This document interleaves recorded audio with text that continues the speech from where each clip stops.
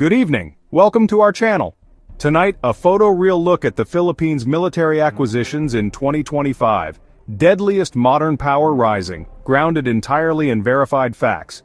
In the vast and complex theater of global geopolitics, nations often rise and fall based on their ability to adapt and project strength. Tonight, we turn our focus to Southeast Asia, a region of critical economic and strategic importance. For decades, the Republic of the Philippines has navigated these turbulent waters with a military more suited for internal security than for confronting external threats. But something profound is shifting.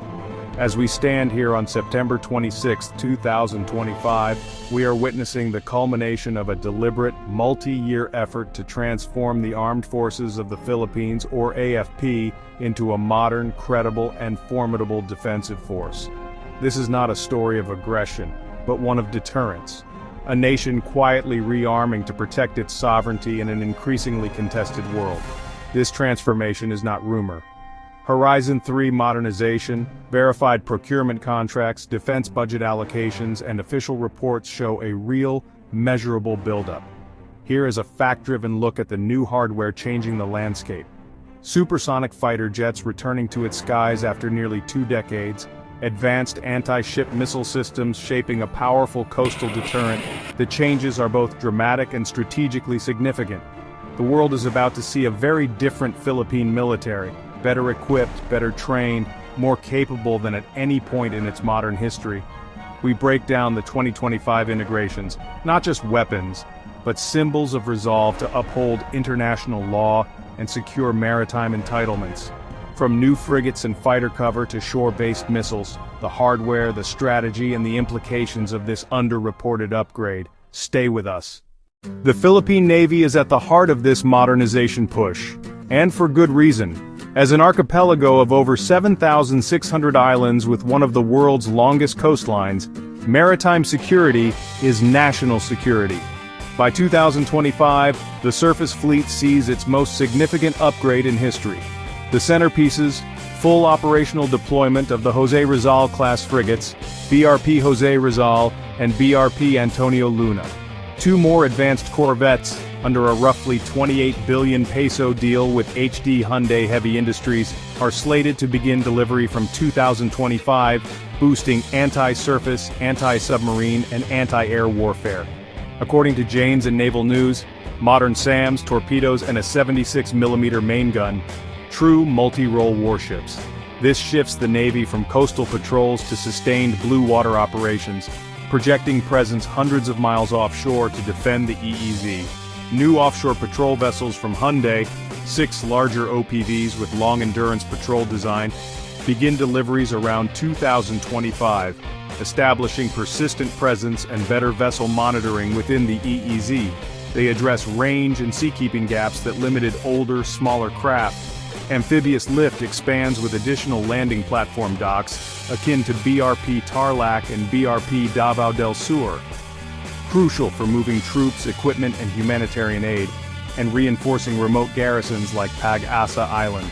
A layered defense emerges, frigates and corvettes for high-end threats, OPVs for persistent patrols, and LPDs for mobility and sustainment. The strategic signal is unmistakable, not just patrolling the waters, but actively defending them. For the first time in generations, the Philippines is building a fleet capable of credible defense against a modern adversary across its maritime domain.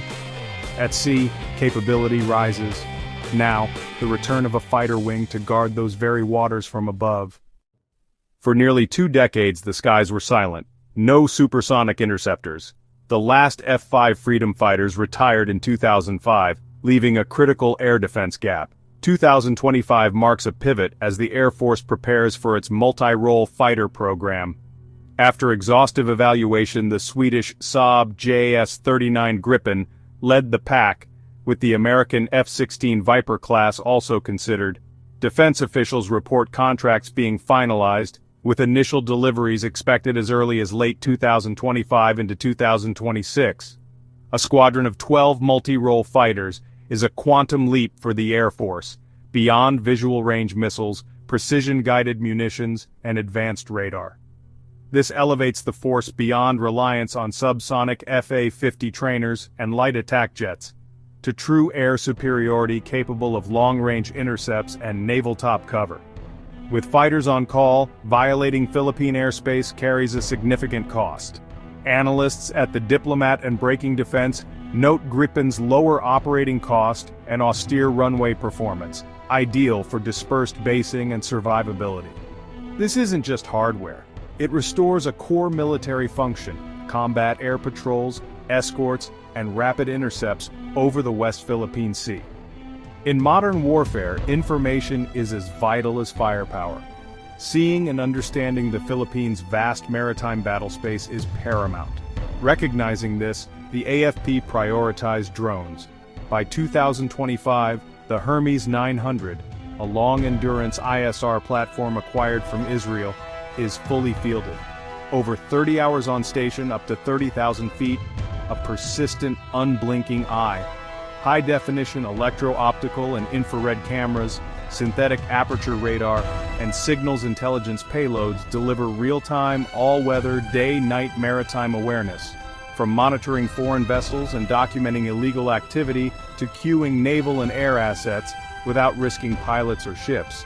Sustained 24/7 surveillance over choke points like Scarborough Shoal and the Spratlys turns episodic patrols into persistent ISR.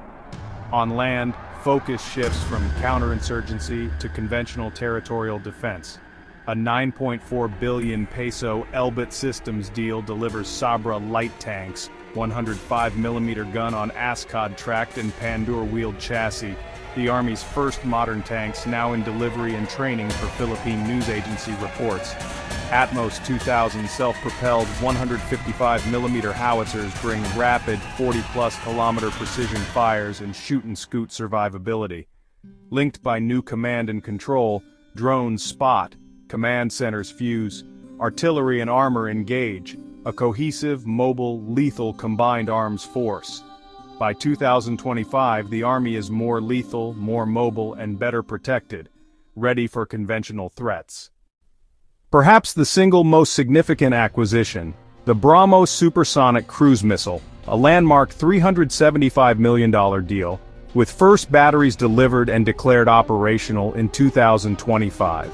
Widely regarded as the fastest supersonic cruise missile near Mach 3, striking ships out to roughly 290 kilometers, with longer-range variants anticipated. Philippine Marine Corps Coastal Defense Regiment deployments create anti-access and area denial bubbles along the western seaboard. Its speed complicates interception, its warhead can cripple large warships, imposing prohibitive costs on aggressors. Operationalization in 2025 places the Philippines among a select group with supersonic anti-ship missiles, as BrahMos's first export customer, underscoring Manila-New Delhi ties. Why this upgrade, and why now? A deteriorating Indo-Pacific security environment, especially in the West Philippine Sea. Years of gray zone tactics, swarming militias, harassment of fishermen, obstruction of patrols, inside the Philippines' legally recognized EEZ. The comprehensive archipelagic defense concept shifts from reliance on allies to credible self-reliant deterrence, not matching superpowers but making aggression costly. BrahMos multi-role fighters, modern frigates. The 2016 arbitration ruling gives legal grounding, while verified reporting and public scrutiny built domestic consensus and political will to fund modernization. Firsts, restoration of supersonic intercept after 20 years. First 4.5 generation fighters in PAF service. First strategic, high-altitude, long-endurance ISR platforms enabling persistent surveillance. First modern tank fleet with 105mm guns. First truly mobile 155mm artillery with rapid displacement. First purpose-built modern anti-submarine corvettes, solidifying capabilities begun with Jose Rizal class. First ever supersonic anti-ship cruise missile and first credible anti-access/area denial shield. Together, these fill critical gaps and form an integrated, networked defense for 21st century challenges. This is not preparing for war, it is investing in peace through credible deterrence. If this fact-based analysis gave you a new perspective, power up that subscribe, launch a like with Afterburners, and drop a comment. Which capability will change the game most? Thank you for joining us.